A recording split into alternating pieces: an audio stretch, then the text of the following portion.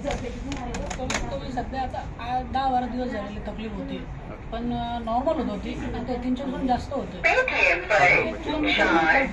आता कसं आहे, औषधं घेतलं त्याच्यामुळे त्रास कमी, पण मला आता झोपताना खूप तकलीफ होती.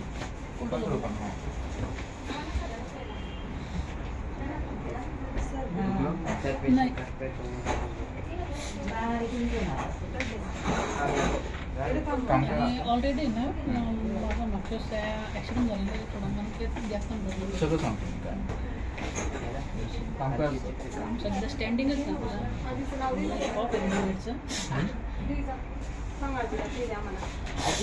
इकडे बघा, तुमच्या कमरामध्ये इथे 2 ठिकाणी गॅप आहे, L4 का L5 मध्ये. आता ज्या तुमचा ॲक्सिडेंट झाला तर त्या जी डिस्क फक्त खाली सरकलेली होती, पण आता जसं जसं तुमचं हार्ड वर्कआउट होतं आहे, हार्ड काम होतं आहे, तर त्याच्यातलं जे कार्टिलेज आहे ते हळूहळू बाहेर येतं. कार्टिलेज बाहेर आल्यामुळे हे ना जमी जातं. आता इथून ही वेन्स आहे, ही ना खुब्याला, मांडीला, गुडघ्याला, पोटाला, टाचीला कनेक्ट आहे. म्हणून कमरापासून तुमचा उजवा पाय दुखतो, जड पडतो, कळ लागते, कळ लागते घ्यायचं. जास्त उभं येणार नाही, जास्त चालता येणार नाही, जास्त मांडी घालता येणार नाही, असं गुडघ्यापासून. आता हे जे वाढलं हे तुमच्या हाताने वाढलं.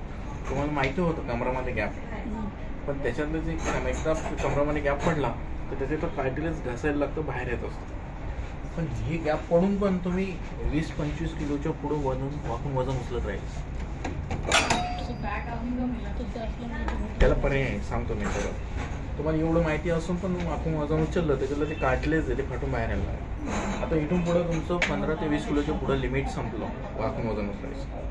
आयुष्यभर तुम्ही 20 किलोच्या पुढं वाकून वजन उचललं तुम्हाला त्रास परत होणार. ते आयुष्यभराचा दुखणं. जसं एकदा BP डायबिटीस लागला ते मरेपर्यंत आहे, तसं माणसाचा आजार लागला तो मरेपर्यंत. याला पर्याय सांगतो मी.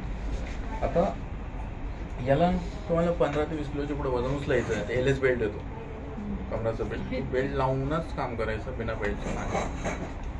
असं आहे. बिना बेल्टचं तुम्ही मोपेड गाडी चालवली, ट्रॅव्हलिंग केलं, वाकून काम केलं, वजन उचललं, त्रास परत होणार. या आजाराला इथून पुढे काही नियम आहे. फालतू झोपणं बंद, 30 डिग्रीत बसणं किंवा झोपणं बंद. 30 डिग्री म्हणजे कसं, खुर्चीवर बसले, शीट पुढे घेऊन पाय टेबलवर ठेवून खुर्ची ठेवून बसणं, झोपणं बंद. जर 8-15 दिवस आंबट वाटतं खायचं आहे, 3 दिवसांनी फरक पडेल, 10 दिवसात कव्हर होईल. पण हा आजार माझ्याकडे 80% रिकव्हर होईल, 20% हा मरेपर्यंत.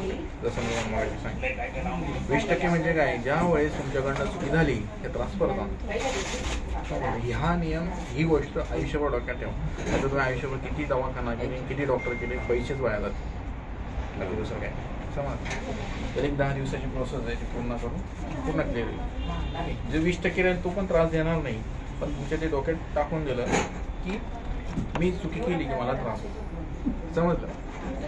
झोपाय हां, असंच होतं. असंच जर तुम्हाला ते हे पण सांगितलं नाही, तुम्ही ट्रीटमेंट संपल्यानंतर 15 दिवसांनी परत चुकी काम बरोबर.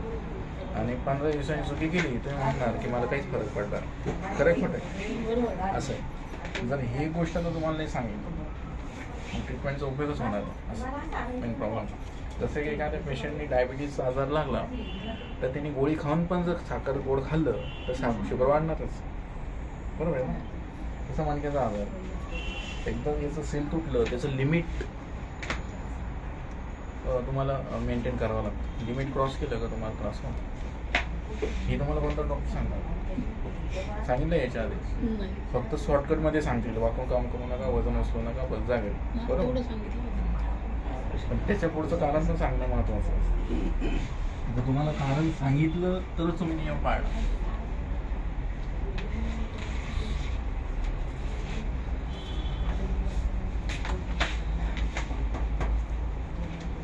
खुशी झोपा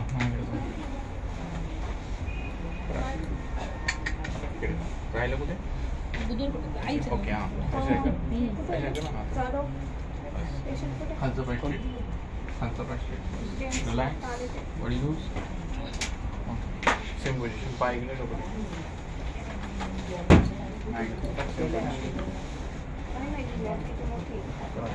खालचं पाय स्ट्रेट.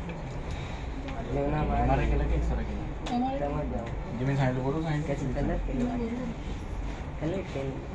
MRI कोणी त्याच्या आधी पण थोडं नॉर्मल होता, जास्त होऊन गेलं. हां, पण कंबर उडचा पाय हात माग हात माग कसे